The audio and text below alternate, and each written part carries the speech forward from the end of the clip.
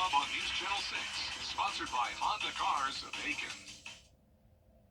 Typical summer heat this week and typical summer rain chances. We'll have a few showers and storms around each day, but nothing like the rain we had over the weekend. I'll have all those details coming up. Live from Television Park, this is WJBF News Channel 6 at 5:30. Hey there, good evening. I'm Sean Cabbage Stop. Thank you for joining us for News Channel 6 at 5:30. D is off tonight. Topping today's headlines, Columbia County leaders responding to Saturday's flash flooding. County engineering services admit they weren't prepared for the storm that hit the CSRA. So experts recommend getting flood insurance, especially if you live in a flood zone. An investigation is underway after a person was found dead this morning in a South Augusta home. Neighbors on Abilena Drive are concerned about the influx of homeless people and drug use in the area, saying something needs to be done. Investigators haven't released the identity of the body, which will be taken to Atlanta for an autopsy. Augusta city leaders asking for stricter enforcement of city codes. Violations like blighted properties, illegal dumping, and overgrown lots are major complaints for commissioners. There are calls to move code enforcement under the marshal's office. More on these headlines on News Channel 6 at 6. But first, our coverage you can count on continues in Rutherford County, North Carolina, where 3 people died in a plane crash. The McDowell County Sheriff's Office says the plane was reported missing this morning with the border of Rutherford County. The plane was eventually found in Dartsville.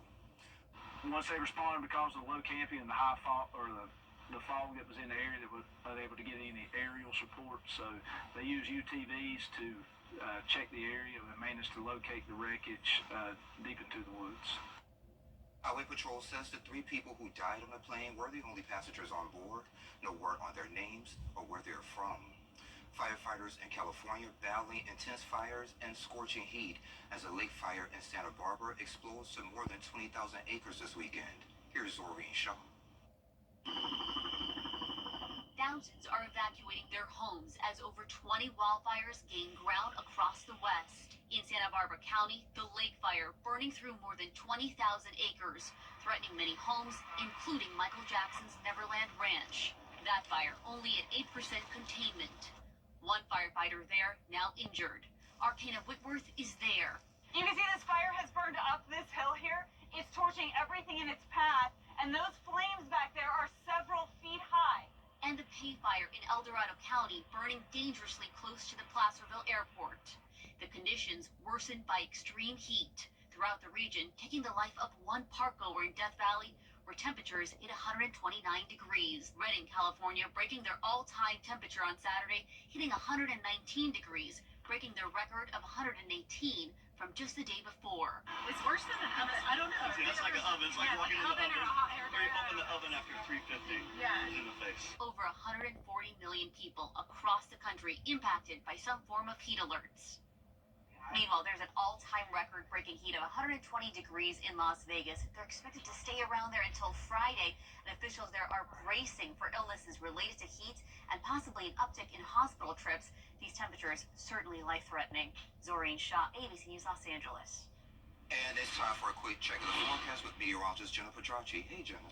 Hey, Sean. Well, we had a very rainy weekend. We had thunderstorms as well, but now it's completely different outside with just some cloud cover. Overall, mostly dry. We're seeing a few sprinkles trying to develop here in Screven and Allendale County. Some brief heavy rain near Cooperville, Highway 301 in Screven County. But other than that, it is bone dry outside. We did have the rain overnight, though, which caused Augusta Bushfield to pick up on 0.35 inches of rain. High of 90 degrees, so below average today, and a low of 72. Right around average. Right now, as we take a look at our Terry Lambert Hyundai Skyview Cam in Aiken, it is a nice Monday evening. Temperatures are in the upper 80s to low 90s. 92 in Millen, 94 in Louisville. Barnwell at 93. Augusta still at 90 degrees. Wrightsville, you're at 90 as well. 94 in Lincolnton and 92 in Edgefield. Now, don't let the cooler temperatures fool you, though, because we still have the high humidity, and that's making it feel like around the triple-digit mark across most of the CSRA, and even 109 in Bamberg, 109 in Sylvania as well, 106 in Millen. Hoping that shower gets a little bit bigger to cool Screven County off, because they could definitely use it. We have a heat advisory from Wilkes County down to Emmanuel over the next couple of hours. Now, remember, though, that's because they have lower criteria out there towards the west for a heat heat advisory. Pretty much the entire CSRA is dealing with the same heat index, up to 109 like we saw. Satellite and radar showing scattered showers and storms across the two-state, and then of course there's Tropical Storm Beryl impacting Texas and Louisiana, and a cold front which will eventually move into our area. Tonight though, we'll stay mostly dry, temperatures falling into the upper 80s. We'll have chances of rain over the next few days, but nothing like what we had over the weekend. Just around a 30 to 40% chance with temperatures near average. Coming up, I'll have a look at the full 10-day forecast, so stay with us. But back to you, Sean. All right, Jenna, sounds good. Thank you. Going back to Texas, storm surge, heavy rain, and powerful winds are hitting parts of the state as Beryl moves inland. It was a hurricane before this morning, and now it's become a tropical storm. It's brought 90-mile-per-hour wind gusts to Houston and flooded streets with fast rising waters. The stormy conditions have knocked out power to more than 1 million people in Texas. The lieutenant governor says crews can't repair those power lines until the winds die down. People are going to have to be patient. This is a big wind event with 1.5 million out of power. That's a lot and more. There'll be more without a power as the storm keeps moving. And more than 1,000 flights have been canceled at Houston's 2 airports. That's according to FlightAware. Officials are urging people to stay inside, away from flooding and falling trees. Boeing has agreed and pleaded guilty to committing fraud, according to documents filed in federal court. But the families of people killed in 2 737 MAX crashes say they cut a sweetheart deal with the Department of Justice. Vinny Simlot explains. The families of victims killed in 2 crashes of the Boeing 737 MAX call it a sweetheart deal. This agreement is a terrible affront to the families. In the agreement, Boeing would agree to plead guilty for charges related to 2 crashes from 2018 and 2019. The company would have to pay a fine of about $240 million, invest $450 million in safety, and an independent monitor would have to oversee Boeing's safety and quality for at least 3 years. A judge still has to approve the deal. Boeing is getting away with what the families believe is a slap on the wrist. Investigators blame the 737 MAX's MCAS system for the 2 crashes. It's a flight control system that pushed the nose of the airplanes down. Investigators say Boeing didn't tell airlines or pilots about MCAS, and prosecutors allege Boeing deceived the FAA about it. This plea deal is not the end of accountability for Boeing. Last month, Boeing's CEO Dave Calhoun testified before Congress. Our culture is far from perfect, but we are taking action and we are making progress. He spoke in front of the families of people who lost their lives in the 2 crashes. It's a constant reminder of the needless loss of life that occurred in these 2 crashes. The attorney says the families he represents want the company to change its priorities. In Washington, I'm Vinay Simlot. President Biden on the defense as he works to calm concerns about his ability to run and win against former President Donald Trump. Today he wrote a letter to congressional Democrats stating that he is firmly committed to staying in the race. He doubled down, later blaming the elites for trying to push him out. The White House visitors log shows a Parkinson's disease expert visiting 8 times in 8 months, causing some to raise concerns about the president's health. The American people deserve to know whether or not the President of the United States is fully capable of performing his duties. And House Democrats are meeting tomorrow morning to discuss the party's future path. Cell phones are being collected at the door to prevent leaks. With questions still swirling about the president's future in the race, First Lady Dr. Jill Biden hitting the campaign trail today. She visited 3 states to rally with military families and veterans. Here's Hannah Brandt. First Lady Jill Biden is rallying the troops for her husband. We need you in this election. On Monday, she held events in North Carolina, Georgia, and Florida, a campaign swing aimed at winning over veterans and military families. It's not uncommon for the First Lady to be an important surrogate for a presidential campaign. However, 3 different events in 3 different states is a pretty heavy schedule. George Washington professor Todd Belt says that seems to be part of the effort to get the Biden campaign back on track as the president's team tries to answer questions about his political future. For all the talk out there about this race, Joe has made it clear that he's all in. The First Lady is seeking to convince voters that President Biden is ready for another term in office. The president is behind and needs all the help he can get. Professor Belt says veterans could be a key voting bloc for President Biden as he looks to rally support. I think the Biden campaign sees a real weakness for Donald Trump and an opportunity there to cash in on that in order to supplement some of the other losses that the campaign has had among other groups. As Team Biden tries to change the conversation, they're focusing in on the stakes of the race. We have to meet this moment as if our freedoms are at risk, because they are. And with the First Lady out front, the Biden campaign is showing voters They're really determined to plow forward no matter what. in Washington. I'm Hannah Brand. And please stay with us. We have what's trending in the box office and entertainment coming up next. And coming up shortly, I'll have more details on your forecast. It's going to be a near average week with temperatures hot and humid and also a few showers and storms. I'm crying on the first thing. What the heck? Weekends, 24/7. Let them take care of everything while you get that.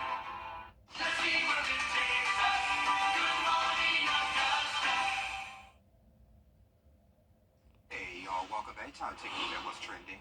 She's a little girl with a big voice, and she got the ultimate validation on America's Got Talent. Take a look.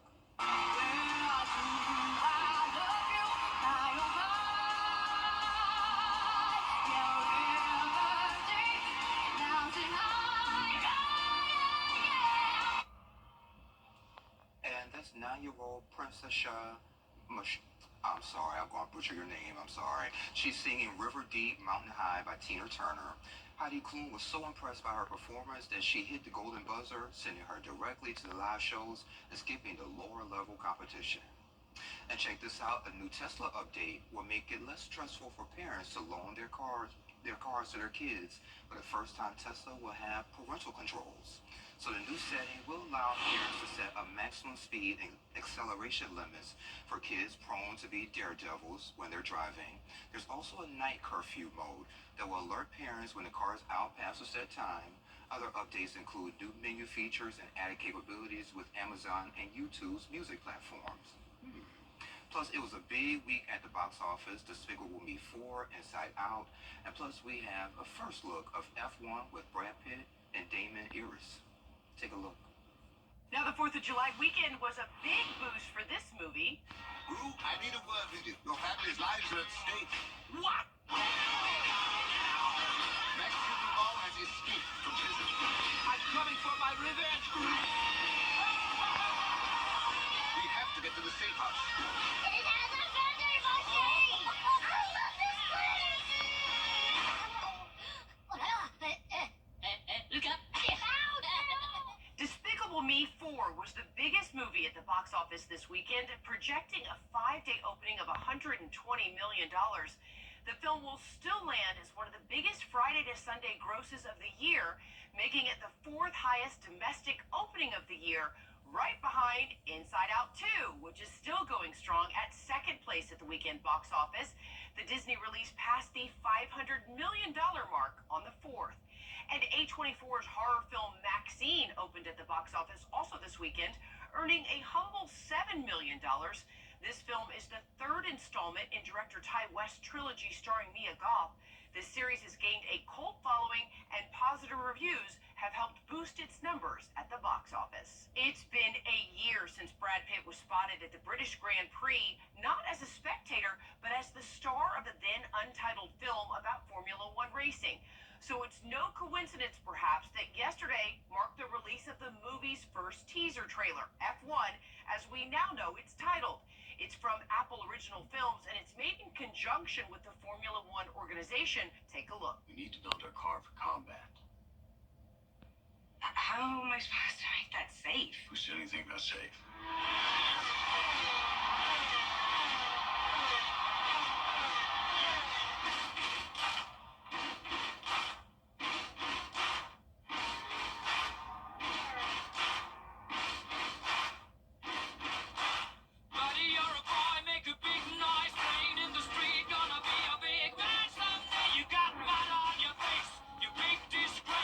According According to producer Jerry Bruckheimer, Brad Pitt and co-star Damson Idris trained for 3 months behind the wheel of Formula 3 and Formula 2 cars. F1 has yet to complete filming and has been rumored to be one of the most expensive films ever made.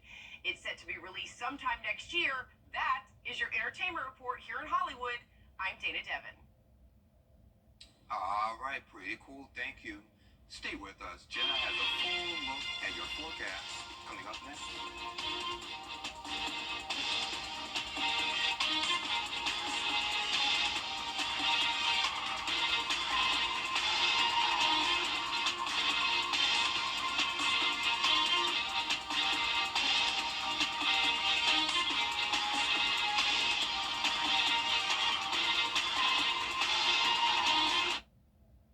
Do you have gently used sellable donations you'd like to see?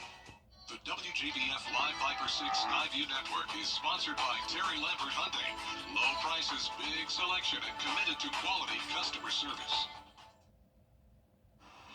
Now, your most accurate forecast with WJBF Live Viper 6. Welcome back. We had a very wet weekend in the CSRA that led to a lot of flooding, particularly in Columbia County, parts of Richmond County, and up in Saluda County. Anywhere where you're seeing this purpley pink color, that's where rainfall totals made it to around 5 to 8 inches. This was over Saturday and Sunday. Notice it's very splotchy though, so it's not widespread 6 to 8 inches of rain by any means, because anywhere where we see the green or yellow or blue, that's rainfall totals around ½ inch to around 2 inches. A different story out towards the west though. The tropical storm Beryl is moving through Texas, and check out these rainfall totals, around 6 to 10 inches of rain all across the Houston metro, across all of Houston, out towards the west, all along the interstate. There is a lot of flooding going on, power outages, and even severe weather, with a lot of tornado warnings happening now. So here's the latest on Beryl. Winds are down to 45 miles per hour, so it's a weak tropical storm. And notice all of these flashing polygons. We have a lot of tornado warnings and even confirmed tornado warnings all on the east side, the strongest part of this storm. So we're continuing to watch Beryl as it moves across the entire country. It's going to be a tropical depression by tomorrow morning, and then just a remnant low as it moves all the way up towards the Midwest by the middle of the week, and then eventually up to Canada. So Beryl is just really having trouble going away completely. Here's Live Viper 6 for us. We are completely dry across the area, scattered showers and storms all around us, but we have enough dry air in place to limit any of that rain. Our Terry Lambert Hyundai Skyview cam over in Aiken showing a cloudy view, and it's a hot day. 90 feeling like 100, dew point of 75, winds are light. We're seeing up to 95 degrees in McCormick, 94 in Lincolnton, upper 80s though in Wrightsville, 92 in Aiken, and 91 in Barnwell. The heat index is around 100 degrees for the most part, and even up to 108 in Allendale. So for tomorrow morning, we'll start out cloudy and dry. Then in the afternoon, a few showers and storms will pop up once again. But overall, those rainfall chances are much lower than they were over the weekend, just around 30 to 40%. What we are going to have this week is the heat. Our temperatures will be near average, but with the humidity, we're going to be feeling like 100 to around 108 degrees. Our featurecast tonight at 7 o'clock showing a spotty shower here or there, but overall mostly dry, and a nice dry start to our Tuesday morning as well. Here's Tuesday around the lunch hour, a few showers and storms popping up, but overall nothing widespread, not expecting severe weather or flooding for your Tuesday. And now let's jump ahead to Wednesday morning. We're going to have a cold front move through, and this is going to keep rain chances around 30 to 40% over the next couple of days. Once the cold front passes, we'll have a northerly wind coming in behind it, so lowering those rain chances on Thursday, but then the front stalls out, so that'll still keep some rain chances around into the weekend. Lows tonight will be in the mid-70s, and our highs tomorrow will be in the mid-90s. Our 10-day forecast showing the heat and the storm chances all this week and next week. Around 92 to 94 degrees now, but then as we go into next week, we're seeing more so 96 to 97. Lows will stay in the low 70s, and those chances of rain around 30 to 40%. All right, Jenna, sounds good. Thank you. Thank you. And still ahead, a look into the future of SpaceX as our coverage you can count on continues.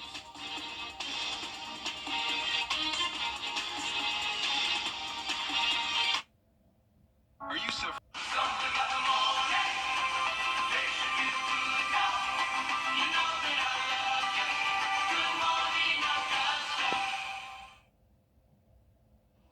And this is pretty cool. SpaceX now says its powerful Starship rocket could be ready for its 5th test launch in about a month. CEO Elon Musk says this test is crucial because its landing at the Starbase launch tower will be aided by special guidance arms. If the pinpoint landing succeeds, then it could lead to more frequent Starship flights. Well, thank you for joining us for News Channel 6 at 5:30. Jenny has your news at 6, where we're taking a deeper look into Augusta code enforcement proposals as your coverage you can count on continues.